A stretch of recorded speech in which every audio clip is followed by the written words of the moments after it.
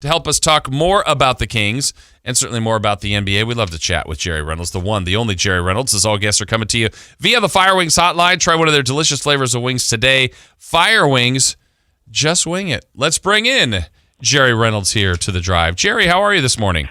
Very good, Jason. Yeah, up and had a few cups of coffee, so I'm pretty much a human now. So I'm ready to kind of get my day going. Well, good, and it was good for long time no see for you and I. It was great to get a chance to catch up with you yesterday, and I'll let you maybe describe it because you're taking on a new endeavor, and that was fun to be a part of that yesterday. Yeah, we're starting a podcast. Calling it, surprisingly, the Jerry Reynolds Show through McCreary's Home Furnishings, and won't go on, really start until officially after the first of the year, so I don't really have a lot more information than that, but we'll get it out. But obviously having you on as a guest was a lot of fun for me. We've had a relationship for years, but I really was very interested in your background and all the things you've done, which is just amazing. But I do think it's one of those things we talked about yesterday where most working people, when they get into their 40s or so, have had quite a few experiences by that time. Yeah, well, and I think people are going to enjoy it. You're going to have all sorts of different types of people on, and the set is fantastic. I think it's going to look good, so it'll be a podcast that'll be you can consume obviously with audio, but obviously watch it as well. I think it's going to. I think you're going to really enjoy that. That's a good spot for you. Yeah, I do too. I think having, like say, getting in depth with some interesting people, not just sports people and sports backgrounds, but I think then and occasionally have a show where we just take questions, and where I can try to answer them as best I can, and at least give my slant on things, which naturally doesn't make it right, but hey, everybody's entitled to their opinion. Yeah. Well, let's start there as we're on here on the drive. Jason Ross, Jay Mars, and Jerry Reynolds talking about the Kings. And we know it takes some time to integrate some new people, and they're integrating some fantastic people, whether it's Marvin Bagley and now De'Aaron Fox. Do you see this right now, Jerry, as just a little bit of rust and still trying to figure things out, or is this kind of way the season's going to go for this team where they kind of have some good nights and bad nights and kind of hover around 500? Well, I hope it's not. I am a little concerned. But I do. There's no doubt it takes time. The team kind of had a comfort zone, I think, with both De'Aaron and Marvin out a long time. So they had to, with Coach Walton and his staff, really had to play a certain way without those guys. Now they have them back, and they really need to find ways to get those guys doing the things they do best, and that is a work in progress. You certainly see some really good things from both those guys, and I think this team honestly is talented enough to be an above 500 team, and I still kind of think they can get there and accomplish that. But at some point, your record is your record's what it is. Jerry, we've seen Marvin Bagley back now for a few games. Looks like his game on the offensive side of the ball is coming along, but he's really been struggling on the defensive side. What do you see as his biggest issues right now on that side of the basketball? I think more than anything, that's a great question. Just focus. He just seems to be a ball watcher, I guess I would say. You always have to be aware where the ball is, but it's the old you ball, me man type thing. So you've always got to be in touch with who you're responsible for, and he loses track of that a little bit, and certainly on screens and all kind of gets hung up. So I think it's more a product of experience and youth and focus, and at some point being held accountable as he gets into his career, because he could be a terrific defender with his length and quick feet and reaction time. We see it blocking shots, but that's not enough, and blocking shots per se is probably the most overrated thing in the game, because most of the time you don't even get them back.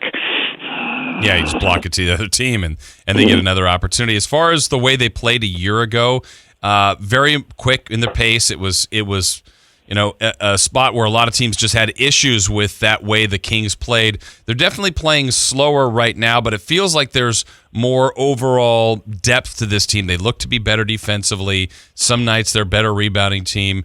Do you think with De'Aaron now back and fully going here once he's all caught up, are they going to get back to closer to that pace under Coach Walton, or do you think that was just unique to last year? Well, I think it was a bit unique to last year. I think that was just a total focus, and I don't see that this year. But I think that the pace will pick up. I think De'Aaron, by being De'Aaron, I've always said he's one of those rare point guards that once he gets the ball in the backcourt, he creates numbers almost time he gets to the front court, almost just with his speed and quickness, and then So that will help, and really having De'Aaron available, he's the one guy who can break down a defense and get in the paint and find guys for easier shots. I think and that's something with Corey Joseph is a heck of a defender, and he's been awfully good that way. But he, much like Bogey and Buddy, for the most part, they have a tough time really breaking down defenses. They end up dribbling around the perimeter quite a bit. And I always say the idea of the dribble is to go somewhere. And De'Aaron is the guy that really can get somewhere with the dribble. Jerry Reynolds, kind enough to join us this morning. Jerry, one guy who seems to have had his minutes really affected with the return of Marvin Bagley has been Richaun Holmes. And I think part of that is Luke Walton has yet to play those two guys together. Is that a lineup where you think those two guys can eventually coexist on the court together? Or is the fact that they kind of do similar things going to really hamper that big rotation as far as minute distribution goes? I think at the moment it doesn't fit real well, but I think it can get better. I mean, Richaun is a guy that really isn't effective anywhere past 8-9 feet. He's got that little push shot he makes all the time. I mean, and he's terrific, and you want him on the floor. But I think the key going forward is that Marvin, I think is showing a much improved perimeter shot. So when they're on the floor, you almost need to play, Marvin kind of as the high and Richaun as the low in those combinations. But with Belicia, then you can reverse it. And I think probably now offensively, I think the team would be much more efficient with Belicia and Marvin together as well. Now, I mean, I think that's, and that doesn't mean taking Richaun out of the game. I mean, get him his minutes, but I think there is an adjustment problem, I think, with those three guys who you really want eating up the minutes at 4 and 5. And do you have to does Coach have to figure that out during a game? I mean, they'll have a practice maybe today or tomorrow, but they don't practice that much anymore. And it almost seems like you have to learn that by trial by error during the game to see how much can you play Holmes and Bagley together, or where can we find those minutes together? It seems like in the present day NBA, you kind of have to figure it out on the fly. Well, you do. I think you don't have a lot of playoff or practice time. And I think, with these guys, but they are, they do know each other's games, and you'd like to believe that they'll pick it up pretty quick. I've always said, I think a lot of times as fans we're saying, boy, this is a young team. Well, no, it's not. It's a very veteran team. I mean, certainly Marvin Bagley's a young player, but second year, but everybody else is a veteran, that plays, and in some cases have played a lot of years. So I probably am less patient maybe than a lot of people. I really do think that these guys are good players and smart players, and should figure it out pretty quick. I mean, I think most players know, like, hey, I'm not very good here, so I shouldn't be there. I should be doing something else. So I think it'll sort itself out. And I will say, for most professional basketball players, a coaching staff can point stuff out, and they can react on the fly. It doesn't take 80 repetitions, for them to get it. They're not in the 7th grade anymore, and so anyway, I guess you get the idea. I'm probably not as forgiving as maybe I should be. Jerry, one of the guys that, as a fan base, we've been so hyped on the last 2 years was Harry Giles, and this year he is just basically not been able to crack Luke Walton's rotation at all. What do you think has been the biggest thing hindering Harry from getting any consistent minutes with this team? Harry, who now? Who's this? Who's this Giles guy you speak? I don't know. I don't know. You know, I get that asked a lot. I was a big fan of Harry last year, and you know, we saw the passing skills he had and kind of the potential for all around game. I mean, and he had what I loved, like Rashawn, he had that edge to him. You know, I mean, he might smack somebody and not be everybody's best friend, and he'd get in foul trouble. But now I don't know if it's health related or if it's numbers situation. Obviously, with Marvin back and Rashawn playing so well and Belicia playing so well, I sort of get it to that degree, but Marvin just came back, you know. So I don't have an answer, I guess is what I'm saying. I assume it must have something to do with his physical things, but if he's, in my mind, if he's not going to play, and here again I might be a little outspoken, but send him to Stockton, play for the Kings, Stockton Kings. He needs to play. Yeah, get him the To reps. play, and dressing and shooting layups is really not doing a lot of good.